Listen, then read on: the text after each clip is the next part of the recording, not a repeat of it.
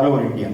Maharashtra is way number 1, Gujarat is number 2, Union Territory Daman is number 3, நம்ம வந்து 5வது இருப்போம். சவுத்துல number 1. I am talking about the conversion of polymer into plastics. Reason? What is the reason for that? Sir, it is a big investment. அதாவது 40,000 கோடி investment. Plus Tamil Nadu Cuddalore பக்கத்துல ஒரு இடம் locate பண்ணி நாகார்ஜுன ஆயில் ரிஃபைனரி பக்கத்துக்கு வந்து பண்ணாங்க. ஏன்னா இந்த இதுக்கு வந்து எரிபொருள்கிற இந்த ரா மெட்டீரியல் வந்து பெட்ரோலியம் இருந்துன்னா அதனுடைய கேஸ் பாலிப்ரோபிலின் ஒன்று வரும். அதை வச்சு தான் ரா மெட்டீரியல் பண்ணுறது. அது வந்து நாகார்ஜுன ஆயில் ரிஃபைனரி வர வேண்டியது இன்னும் வரவே இல்லை. ஆங்கர் ரிஃபைனரி அது இருந்தால் தான் அதனுடைய ரிஃபைனரி இது கிடைக்கும். அதனால இது 40,000 கோடி இன்வெஸ்ட்மெண்ட் ஆனாலும் சவுத் இந்தியா ஃபுல்லாக எடுத்தீங்கன்னா 2 million ton annual consumption. It justifies the full plan for south India. But investors வரணும். 40,000 கோடி, 40,000 crores. என்னங்க இது சார்? It's too big investment from our side sir. இது கம்பெனி லைக் கல்கட்டால சாட்டர்ஜி குரூப்னு கேள்விப்பட்டிருக்கீங்க. ஹல்தியா, ரிலையன்ஸ் இண்டஸ்ட்ரீஸ், அப்புறம் இந்துஸ்தான் பெட்ரோலியம். இவங்க யார் பெட்ரோலியம்கள் இருக்கிறவங்க தான் வந்து பெரும்பாலும் அவங்க யோசிப்பாங்க as a backward integration or forward integration. ஏன்னா எங்க இதெல்லாம் எங்களுக்கு சக்திக்கு மீறிய ஒரு கெப்பாசிட்டி இதெல்லாம்.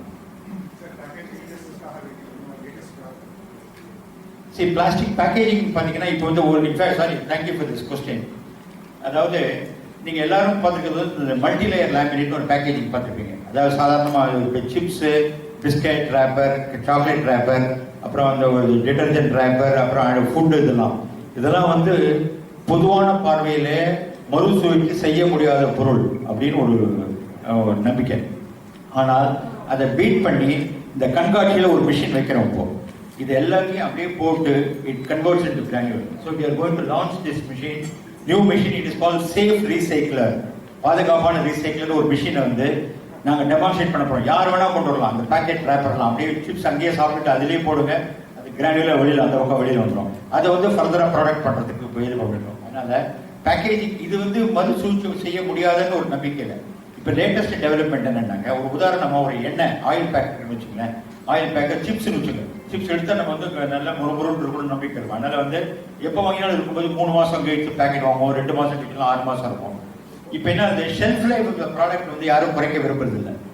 பேக்கேஜிங் மெட்டீரியல்ஸ், அதாவது ஹோமோஜெனிக் சிப்ஸ் பார்த்தீங்கன்னா 2 மெட்டீரியல் இருக்கு. அதனால தான் அது வந்து மறுசுழற்சி செய்ய முடியாத ஒரு இது இருக்கு. இப்போ டெவலப்மெண்ட் என்னன்னா, மறுசுழற்சி செய்யக்கூடிய பொருள் பிளாஸ்டிக் பாலித்தீனே வச்சு இதே ஷெல்ஃப் லைஃப் கொடுக்கறதுக்கு ஆராய்ச்சிகள் நடந்து கொடுங்க. Some products are ready. அந்த மாதிரி 3 கம்பெனி வந்து பண்ணிட்டு இருக்காங்க. அது வந்து லான்ச் ஆனால் ஸ்லோலி பீப்புள் வில் அடாப்ட். கொஞ்சம் காஸ்ட்லியாக இருக்கு, அது கொஞ்சம் அடாப்ட் பண்ணாங்க. ஃபியூச்சரில் வந்து இன்னொரு 10 வருஷத்துல பார்த்தீங்கன்னா எல்லாமே வந்து ரீசைக்கிளபிள் பேக்கேஜிங் மெட்டீரியல் தான் வரும். ஆனால் இப்போ 10 இயர்ஸ்ல வந்து மாறதுக்கு நல்ல 100% மாறதுக்கு வாய்ப்பு இருக்கு. நிறைய ப்ராடக்ட்ஸ் அந்த மாதிரி வந்து இப்போ வருது இல்லை பேக்கேஜிங் மெட்டீரியல்லாம் நீங்கள் சொல்கிற மாதிரி ரீசைக்கிள் பண்ணலாம் சொல்றீங்க. சிஎஸ்ஆர் ஆக்டிவிட்டி மூலமாக வந்து சென்னை சிட்டியில் எவ்வளோ வந்து மாதிரி வேஸ்ட் வருது, அதை கன்வெர்ட் பண்ணி இந்த மாதிரி பண்ணுறதுக்கு எவ்வளோ ஆக்ஷன் எடுத்துருக்கீங்களா சார்? அதான் இப்போ தான் ஃபர்ஸ்ட் வந்து நான் சொன்னேன் இல்லையா, இந்த பேக்கேஜிங் மெட்டீரியல் வந்து மறுசுழற்சி செய்ய முடியாத பிரச்சனைக்கு இப்போதான் ஒரு மிஷின் வருது. அதை நாங்கள் வந்து இன்ஸ்டால் வந்து we are considering to install in different places. கார்பரேஷனை கொடுக்க போகிறோம். we may give it to municipal corporation. அது வந்து அவங்களோட எப்படி கவர்மெண்டோட ஒத்துழைக்கிறதுன்னு பிளான் பண்ண போகிறோம். அந்த மிஷின் ஒரு மிஷினுக்கு எடுத்துட்டு 25-30 லட்சம் ரூபாய். இந்த கண்காட்சி இப்போ நாங்கள் எங்களுடைய சங்கத்தில் ப்ளஸ் இந்த எஃப்எம்சிஜி கம்பெனி உங்களோட சேர்ந்து ஒரு ட்ரஸ்ட் கிரியேட் பண்ண போகிறோம். Trust for promotion of recycling, plastic promotion recycling create பண்ணி அதன் மூலியமா இந்த மிஷின் அங்கங்கே ஒரு ஃபார் எக்ஸாம்பிள் பார்த்தீங்கன்னா இந்த மிஷின், இந்த ரீசைக்ளிங் மிஷின் வந்து 5 கிலோ கெப்பாசிட்டி கூட இருக்கு. ஒரு அபார்ட்மெண்ட் காம்ப்ளெக்ஸ் கூட வைக்கலாம். பிளக் அண்ட் பிளே சும்மா சொருக்கினா அப்புறம் யாரும் கூட நிற்க வேண்டியது. இந்த பக்கம் வேஸ்ட்டை போட்டு அந்த பக்கம் கிரானியில் வந்துடும். So handling becomes easy.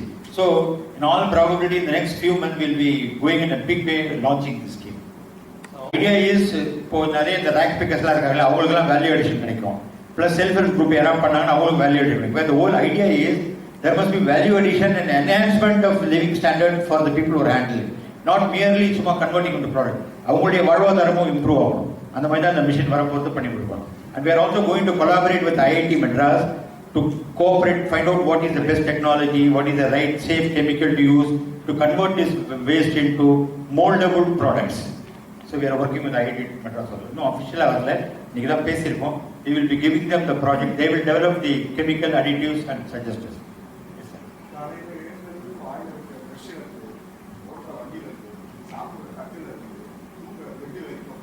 Right. Correct. Plastic use பண்ணாதீங்க அரசாங்கம் ஒரு பக்கம் சொன்னாங்க. இந்த மாதிரி யூனிட்ஸ் பிளாஸ்டிக் யூஸ் பண்ற யூனிட் மற்ற அரசாங்க நிறுவனங்கள் மூலமா லோன் லோன் ப்ரொசீஜர் ஸ்டாப் பண்ணாங்க. சார் நீங்கள் எங்கள் பக்கம் இருக்கீங்களா அந்த பக்கம் இருக்கீங்களா தெரியல, இல்லை பரவாயில்ல. எப்படின்னாக்க பரவாயில்லைங்க, அதாவது நல்ல கருத்து தான். ஒரு தொழிலை நசுக்கணும் அப்படின்னா இவர் சொல்கிறது தான் கரெக்டான வழி என்ன. ஆனால் இப்போ நான் முதல்ல இவ்வளோ தூரம் வந்து உங்களுக்கு எக்ஸ்பிளைன் பண்ணேன். குற்றவாளி யார் அப்படிங்கிறது வந்து இவ்வளோ செய்யிருக்கும் போது அந்த தொழிலையே நசுக்கணும்.